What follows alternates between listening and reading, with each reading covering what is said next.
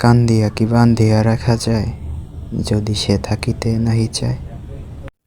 যে চলে যাবার সে তো চলেই যাবে, সে কি আর পিছনে তাকাবে? পিছনের মানুষটা বেঁচে আছে নাকি মারা গেছে, সে কখনোই পিছন ফিরে তাকাবে না।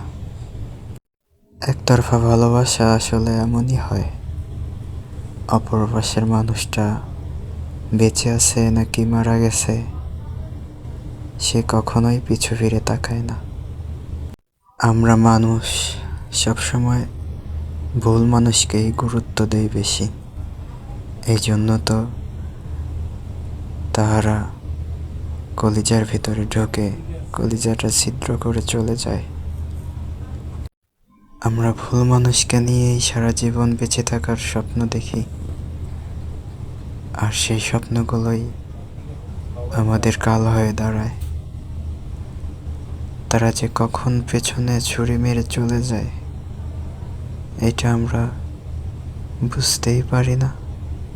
তবে আমার ভালোবাসা ছিল একেবারেই খাঁটি, সত্যিকারের ভালোবাসা। আমার ভালোবাসায় কখনো মিথ্যার ছল ছিল না, অথচ তার ভালোবাসা ছিল সম্পূর্ণই মিথ্যা, সম্পূর্ণই ছলনার আশ্রয়। জীবন যুদ্ধে টিকে থাকতে হলে হতাশার কোনো প্রয়োজন নেই।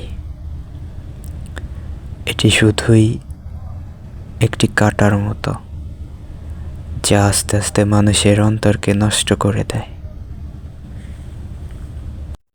প্রকৃত ভালোবাসা হলো দুজন দুজনাকে সমানভাবে ভালোবাসতে হবে, দুজন দুজনাকে সমানভাবে বিশ্বাস করতে হবে। ওই যে একটা কথাই আছে না, সুখ মিলে না পাঁচতলায়, সুখ মিলে গাছতলায়।